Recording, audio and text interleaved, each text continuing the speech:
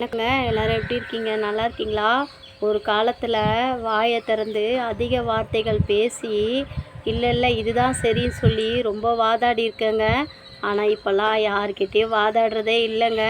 ஏன்னா நான் என்னதான் சரின்னு சொல்லி என்னையும் என் குடும்பத்தையும் என்னை சார்ந்தவங்களையும் நான் நிரூபிக்க ஏற்பட்டாலும் அதுக்குரிய காயங்கள் நான் மட்டும்தாங்க படுவேன். ஏன்னா நீ சொல்கிறது தப்புன்னு வாதாட 100 பேர் வந்து நிற்பாங்க. ஆனால் அந்த இடத்துல அவங்க சொல்கிறதே அப்படியாங்க, சரிங்க, ஆமாங்க, நீங்கள் சொல்கிறது தான் உண்மை அப்படின்னு சொல்லி நம்ம கடந்து வந்துட்டாலே நம்ம தாங்க பக்குவப்பட்டவங்க.